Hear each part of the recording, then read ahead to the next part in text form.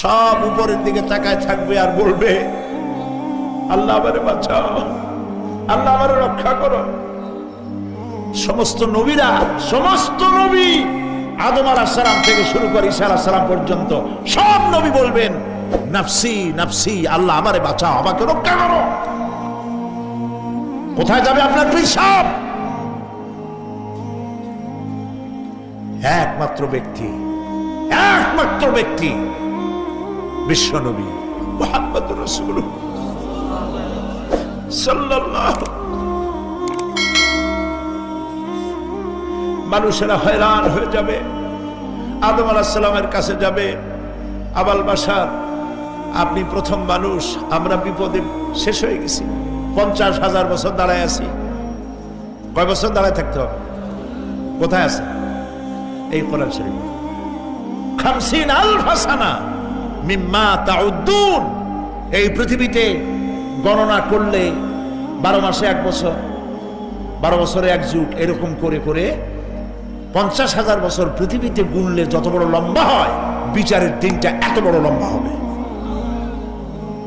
সবাই বলবে, আদম আলাইহিস সালাম আমাদের জন্য একটু আল্লাহকে সুপারিশ করুন যেন তিনি আমাদের বিচারটা তাড়াতাড়ি করে দেন।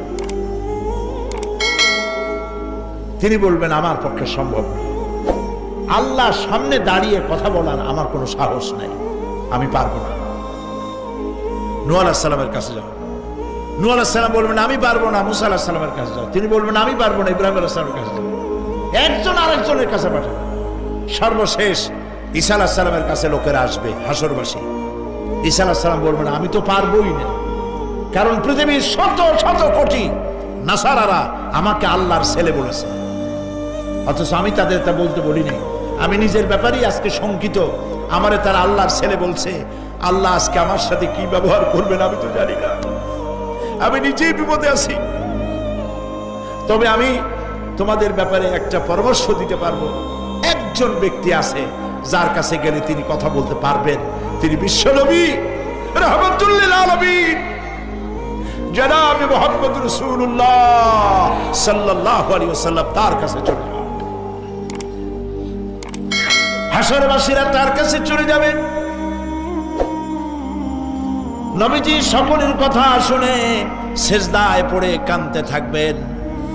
তিনি বলবেন, হাসরবাসীদের কাজ ষষ্ঠ করবেন, এই কাজ আমার কাজ, আমি বলবো আল্লাহ পাককে। তিনি সিজদায় পড়ে কাঁদবেন। রব্বুল আলামিন প্রশ্ন করবেন, হে আমার রাসূল, আপনার তো আজকে কান্দার দিন না, আপনি কাঁদেন কেন?